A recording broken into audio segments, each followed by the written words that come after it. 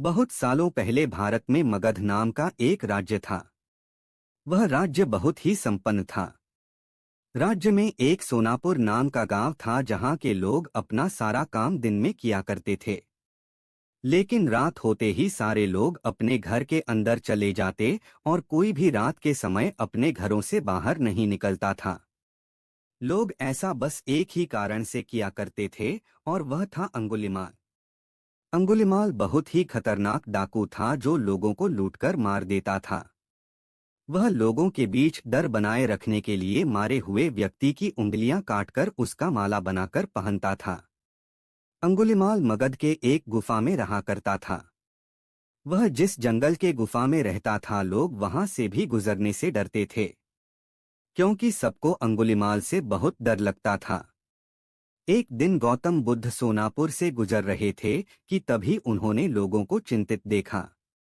लोगों को इस तरह से परेशान देखकर गौतम बुद्ध ने उन सबसे पूछा, क्या बात है, आप सब इतने डरे हुए क्यों हैं? ऐसे में लोगों ने महात्मा बुद्ध के सवालों का जवाब दिया, यहाँ एक डाकू अंगुलिमाल का बुरा प्रकोप है। वह लोगों को लूटकर मार देता है और उनकी उंगलियों को काटकर उसका माला बनाकर पहन लेता है। इसीलिए हमारे गांव के लोग बेहद डरे हुए हैं। अब आप ही बताइए कि हम क्या करें? अच्छा, ऐसी बात है। तो फिर वह अंगुलिमाल रहता कहाँ है?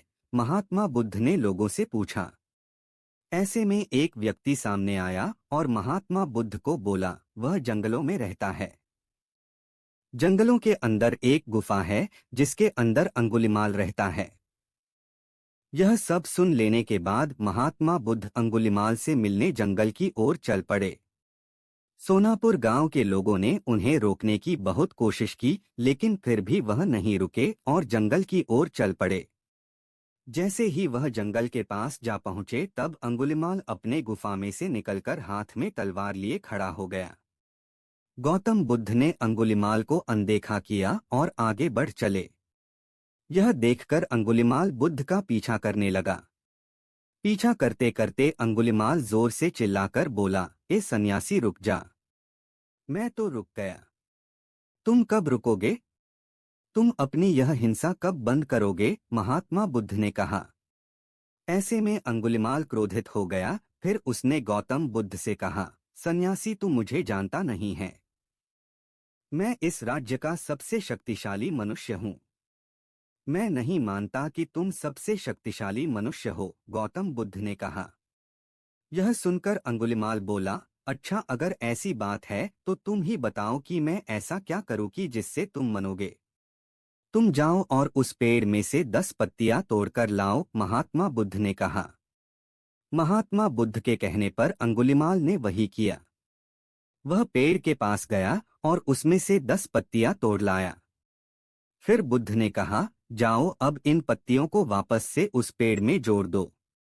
यह सुनकर अंगुलिमाल अचंभित हो गया और उसने महात्मा बुद्ध से कहा, ये कैसा बेहुदा मजाक है? भला कोई पत्तियों को तोड़कर वापस पेड़ से जोड़ सकता है क्या? ऐसे में बुद्ध ने कहा, तुम खुद को सबसे शक्तिशाली कहते हो और इन पत्तियों को जोड़ नहीं सकते। अगर तुम किसी को जोड़ नहीं सकते तो उसे तोड़ो मत। अगर तुम किसी को जीवन नहीं दे सकते तो उन्हें मारो मत। यह सुनकर अंगुलिमाल की आंखें खुल गई। वह बुद्ध के चरणों में गिर गया और उनसे माफी मांगने लगा। इसके बाद से अंगुलिमाल बुरे काम करना छोड़ दिया और वह महात्मा बुद्ध का शिष्य बन गया। तो दोस्तों, इस कहानी से हमें यह सीख मिलती है कि इंसान चाहे कितना भी बुरा क्यों ना हो वह बदल सकता है। तो यह थी गौतम बुद्ध की प्रेरणादायक कहानी।